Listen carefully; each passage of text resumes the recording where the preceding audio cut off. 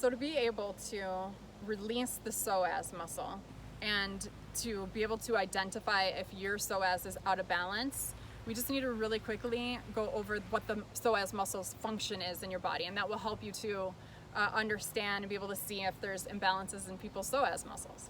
So the psoas is, attaches to the low spine and it crosses forward like this, almost like at an angle. And it's basically responsible for lifting your leg and straightening it. So like when you're walking, anything that's lifting the leg and flexing your hip, the psoas is involved. And remember, you have two of them, and they attach to the spine and they angle forward. So sometimes both of them can be hypercontracted. So if both of them are hypercontracted, then you're gonna see kind of like this. When people kind of stand a little bit like this. It may not be this exaggerated, but it will be a bit more, it could be a bit more pronounced, or it could be very. I mean, you could see people like standing, you could see people standing like this. And so this is, both psoas muscles are contracted, and because of its attachments, it pulls the low back up. So there could be a slight overarching of the low back.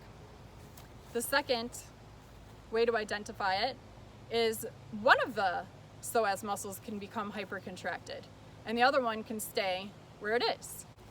And that could be very subtle. I mean, you may not be able to see this huge variation in somebody's hips, but you could. I've certainly seen people that have a very, strong distinction, and it can create scoliosis all the way up a person's spine.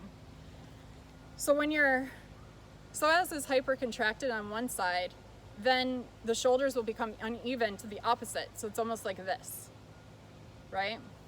So now I needed to correct this because it's so funny. When I was doing the demonstration, I thought that I had it right in my mind, but it was actually backwards.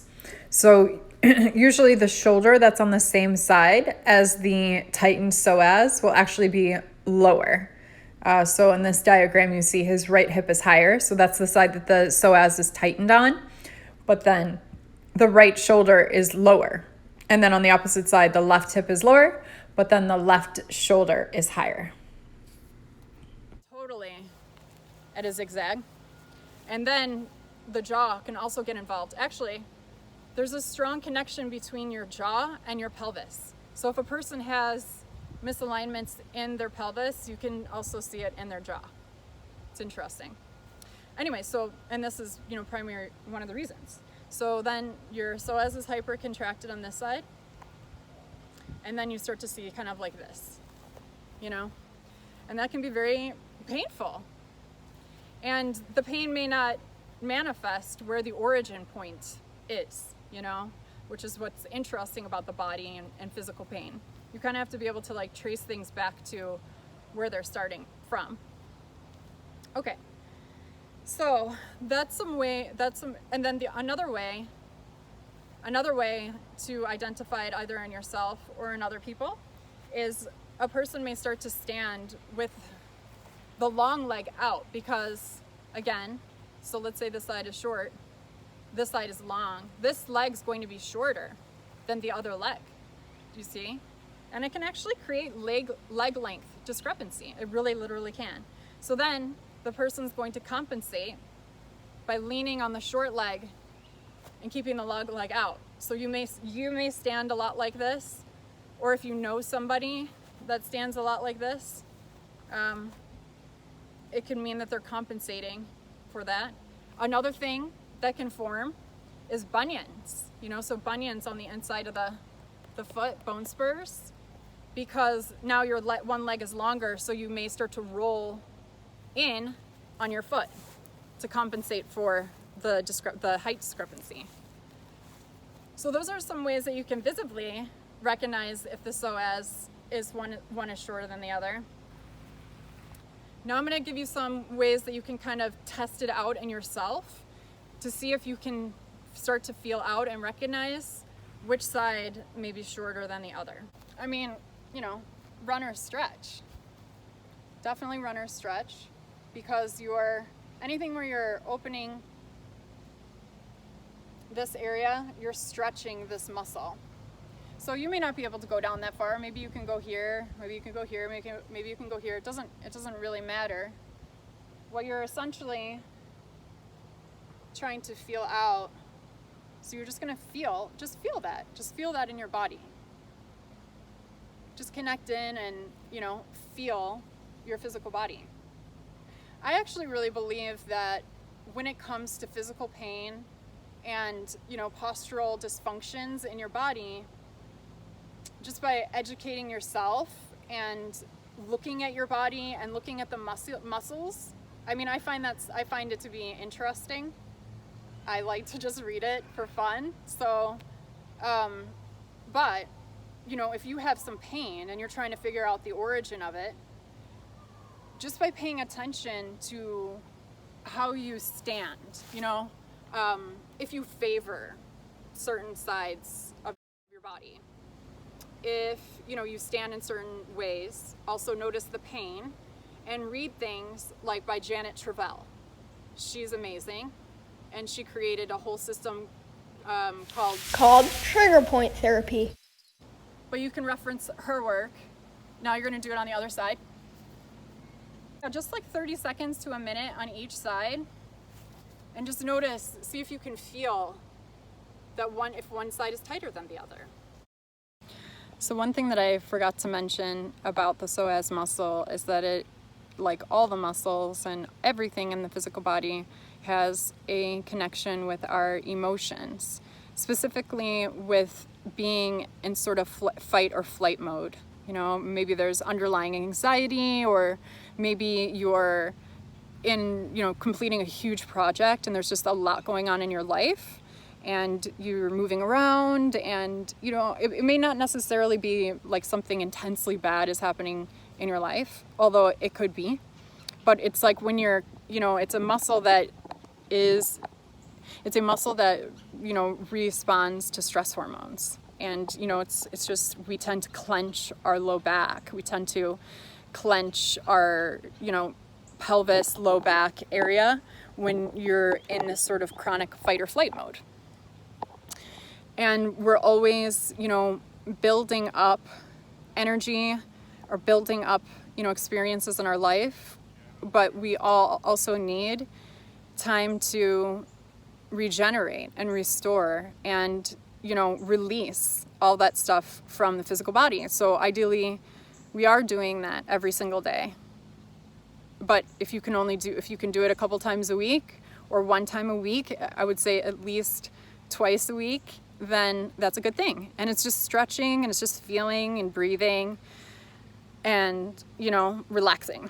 That's what it is. And we all know how to do that for the most part. So creating that time and space for yourself is very important. That is a preventative, that you can do if you're going through a stressful time in your life that you can't, do anything about, like that you can't get out of, that you have to go through. Then you have to take measures to protect your body and protect your mind because you're taking in all this, stressor. So you have to make sure that you take care of yourself to intentionally release the stressors and the nervous system distress so that it doesn't become a problem later, Okay. So if you can, depending on where you live, highly recommend doing this stuff outside because the earth and nature is very healing.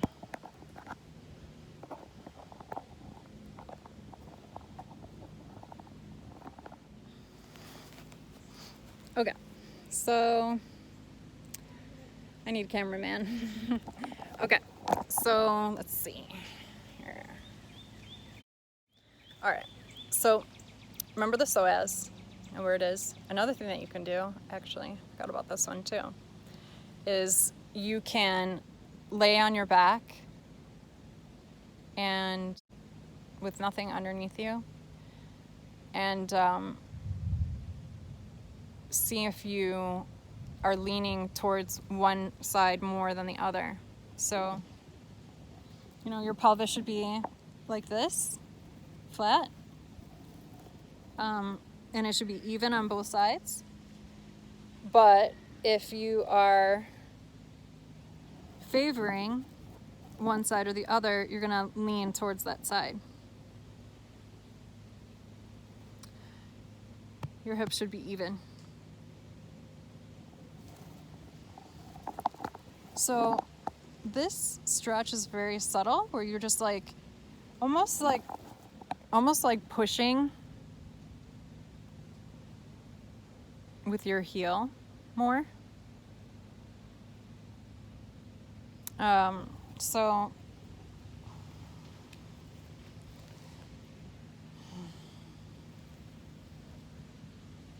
you're doing cat presses with your feet. You're doing cat presses with your feet, but you're also, it's coming from your hips. The movement is coming from your hips, but you're pushing with your heels.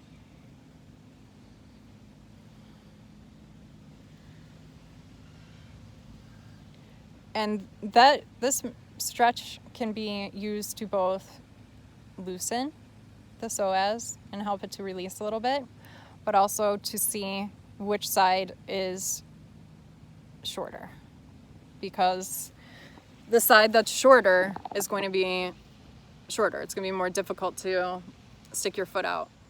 So it looks like a storm is about to come in. I'm hearing the thunder coming in, so I'm going to go inside. But I actually think this worked out for the better, because the first part I focused totally on, philosophy and theory and being able to assess your assessment skills. And then in the second part, we'll just do the stretches completely. And so until then, I would suggest using and applying the assessment skills and see if you can figure out if both of your psoas muscles are contracted or if it's just one, and then on which side. That will be helpful when you do the stretches, actually, for that matter. And thank you so much for your interest in this topic. It was actually just kind of an experiment. I really love anatomy and musculature and figuring out the origin of the pain on the physical body. So it was just kind of an experiment for me to put this out there, but I wasn't expecting for people to be as interested in it as they are. So that's exciting. So that said, I'd love to know what your experience is in using these things that you learned today, and if you would want to take an additional step and share your experience in the comment box, that would be even more amazing. So thank you so much for your time and attention today. I hope this information helps you, and I look forward to seeing you in part 2.